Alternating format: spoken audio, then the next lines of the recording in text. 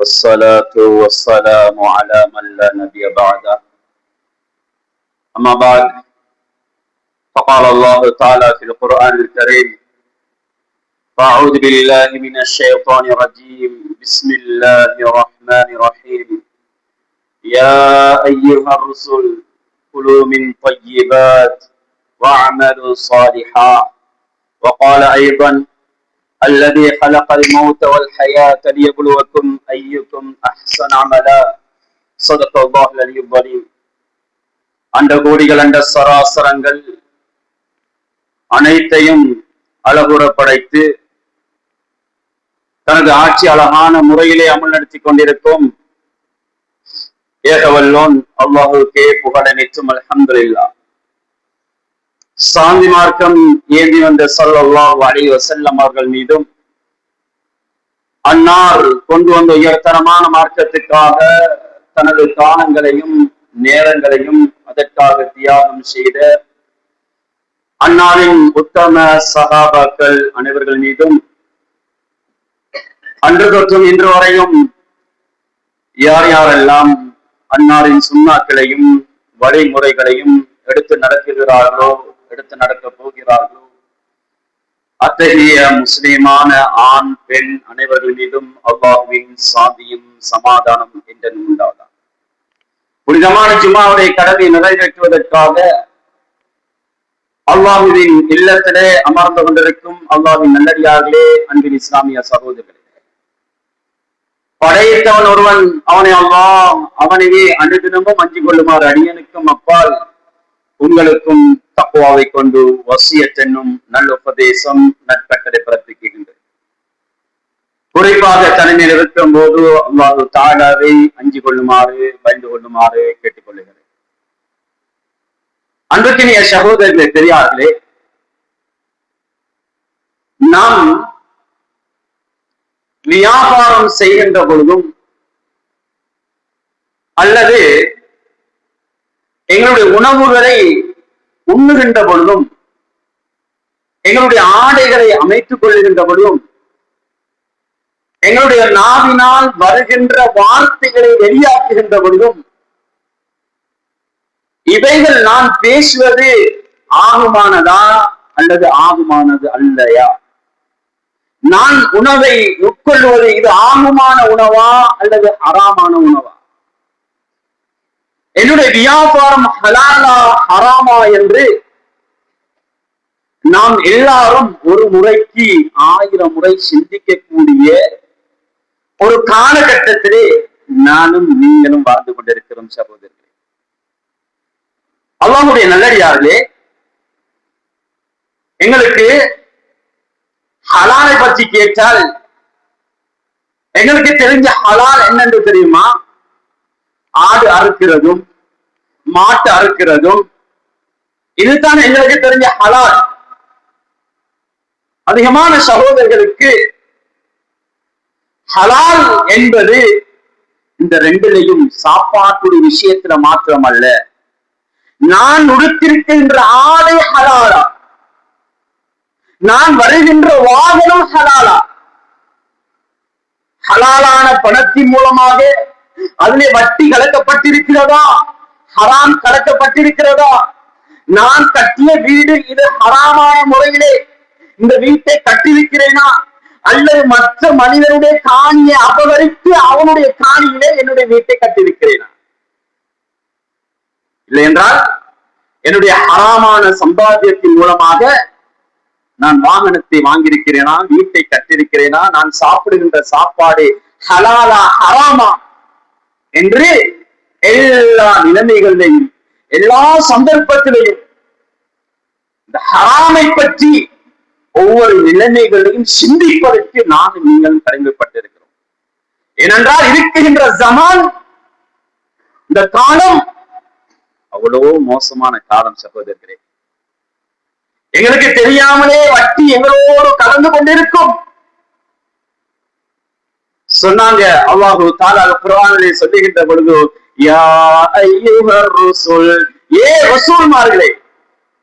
என்னை பார்த்து உங்களை பார்த்து அல்லாஹ் சொல்லவில்லை, ரசூல்மார்களை பார்த்து ரொம்ப சொல்லுகிறார்.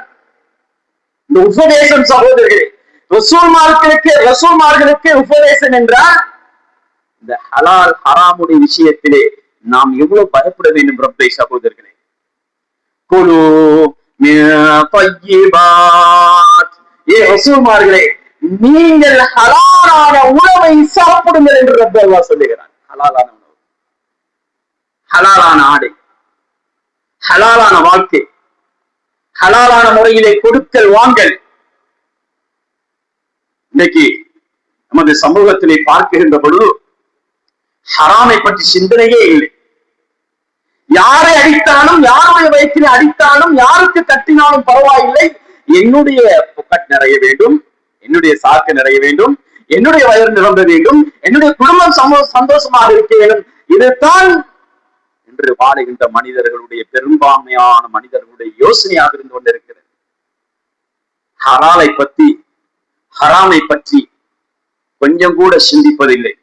அல்லாஹ் சொல்லிவிட்டு அடுத்தபடியாக சொல்லுகிறான், சாலிஹான அமல்களை செய்து கொள்ளுங்கள். சகோதரர்களே, பெரியார்களே, இப்ப கொஞ்சம் சிந்திக்கணும். தஃசீருல் உலமாக்கள் சொல்றாங்க, அல்லாஹ் ரசூல்மார்களுக்கு கட்டளை இடுகிறான் என்னவென்று தெரியுமா? ஹலாலான உணவை சாப்பிடுங்கள். ஹலாலான உணவை சாப்பிட்டால் தான் அமலே சாலி செய்ய முடியும், நல்ல அமல் செய்ய முடியும்.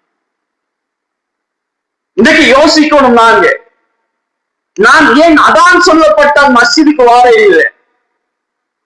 ஏன் எனக்கு சுபருக்கு எழுந்து மஸ்ஜிதுக்கு வாரதுக்கு கஷ்டமா இருக்கிறது? ஏன் எனக்கு தஹஜ்ஜத் தொழுவது கஷ்டமாக இருக்கிறது? ஏன் எனக்கு வித்ர் தொழுவது கஷ்டமாக இருக்கிறது? நல்ல அமலே சாலிஹாத் செய்வது எனக்கு ஏன் கஷ்டம்?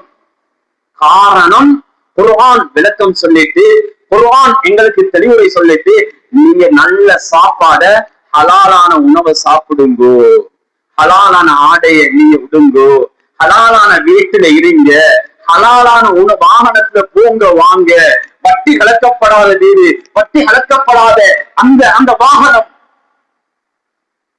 இவைகள் என்னுடைய வாழ்க்கையிலே ஹராம் கலக்கப்படுகிறது.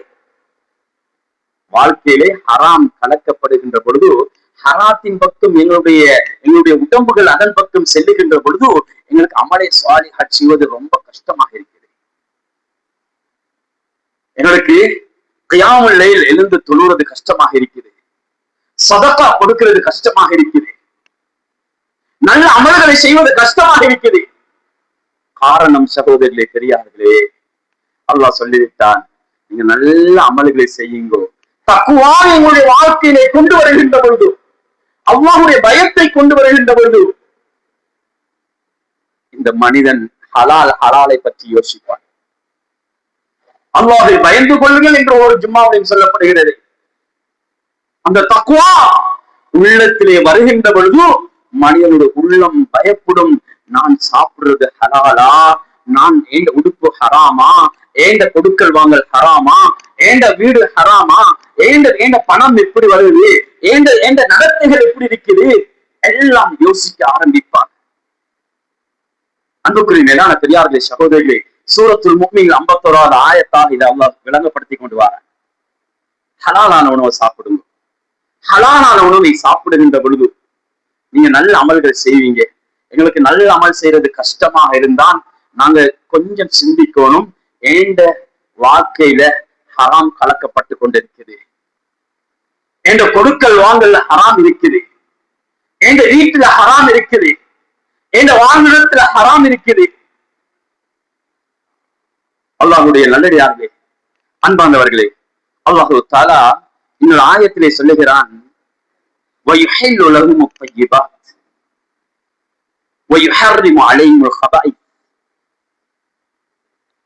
அல்லாஹ் உங்களுக்கு ஹலாலானது, எதெல்லாம் உடம்புக்கு தீங்கு விளைவிக்காதோ, எதெல்லாம் உடம்புக்கு நோயை ஏற்படுத்தாதோ, எதெல்லாம் மனிதன் சாப்பிடுகின்ற போது அவனுக்கு நோய்கள் வராதோ, அத்துணை விடயங்களையும் அல்லாஹ் ஹலாலாக்கி இருக்கிறார். பையிபாத் என்பதற்கு அதுதான் அர்த்தம். அன்புக்குரியவர்களே, இதுதான் நம்ம ஹலால் ஆக்கியிருக்கிறார் உணவுல. சொல்லிவிட்டு அல்லாஹு தஆலா சொல்லுகிறார், உடம்புக்கு எதை பாவிப்பதால் உடம்பு நாசமாகும், எதை பாவிப்பதால் நோய் வருமோ, எதையெல்லாம் மனிதன் உட்கொள்ளுகின்ற பொழுது அவனுடைய உடம்புக்கு கேடு வருமோ அது ஹராம். ஐஸ் பாவினை ஹராம். எத்தனை நோய் வருகிறது. ஐஸை பாவிக்கின்றவன், இந்த போதை வஸ்துகளை பாவிக்கின்ற பொழுது அந்த மனிதன் அவனுடைய ஆண்மை குறைந்து சென்று பசி இல்லாமல் போய் உடம்பு மெலிந்து கொண்டு இன்னொரு எத்தனையோ நோய்களுக்கு இந்த போதை வஸ்துகள் அமைந்து கொண்டு இருக்கிறது. காரணம் அல்லாஹ் ஹராம் ஆக்கி இருக்கிறான். அந்த ஹராம் உடம்புக்கு தீங்கி விளைவித்துக் கொண்டிருக்கிறது. பன்றியின் மாமிசத்தை எடுத்துக்கொள்வோம், அல்லாஹ் ஹராம் ஆக்கிவிட்டான்.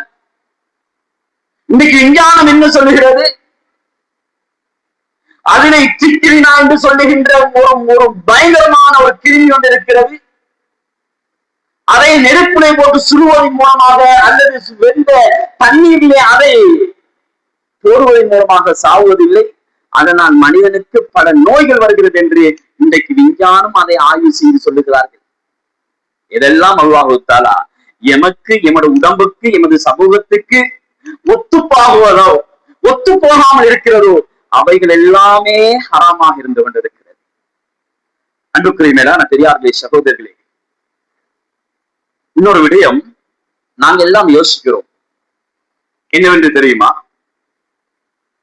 நான் எவ்வளவு துவா செஞ்சாலும் கபூல் ஆகுது இல்லையே.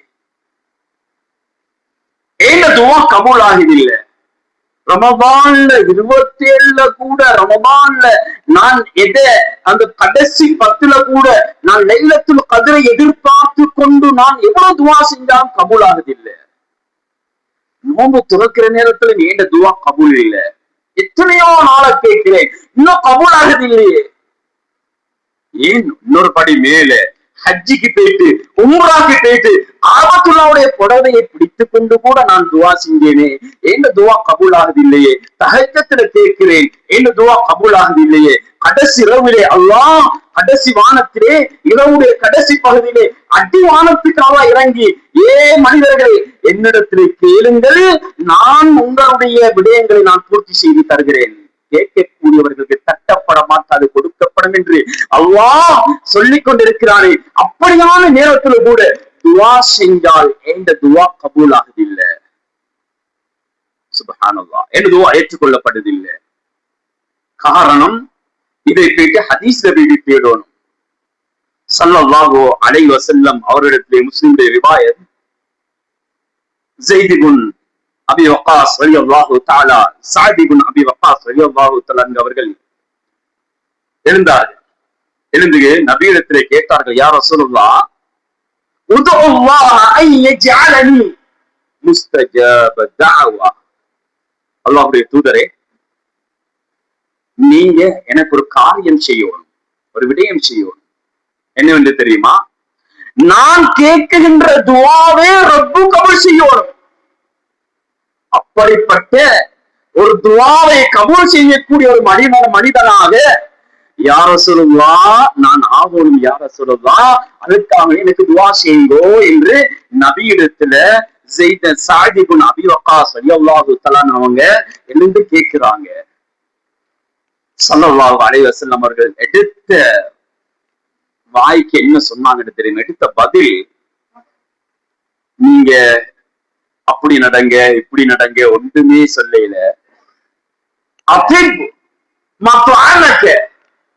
என்னுடைய தோழரே, உன்னுடைய உணவை, உன்னுடைய சாப்பாட்டை ஹலாலாக்கிக்கொள், நீ தகுன் முஸ்தஜாப தஅவா, நீ உன்னுடைய துஆ கபூல் செய்யப்பட்ட ஒரு மனிதனாக மாறிவிடுவாய். அல்லாஹ்வுடைய துஆவை கபூல் செய்து விடுவார். அப்படியான ஒரு மனிதனாக ஆக வேண்டுமா சகோதரர்களே?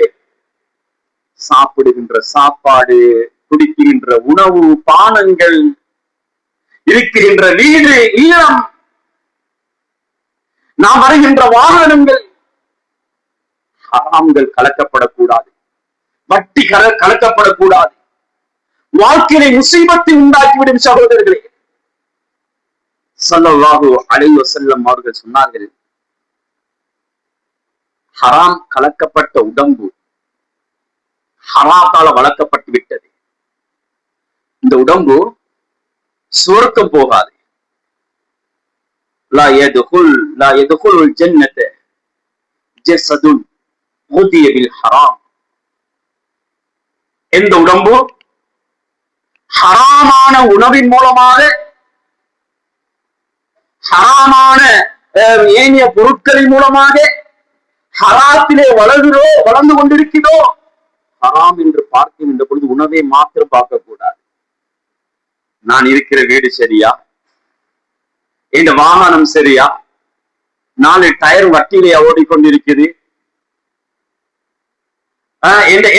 நான் மழையும் வெயிலும் படாமல் இருக்கின்ற என்னுடைய வீடு,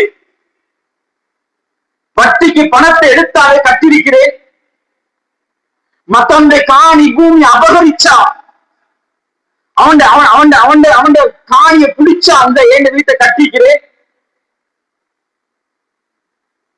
ஏதாவது என் வீடு கட்டப்பட்டிருக்கிறது, நான் எடுத்த முடிவு சரியா, ஹலாலான உணவா ஹராமான பணமா என்று எல்லா வகையிலையும் ஒரு மனிதன் யோசிக்கும்.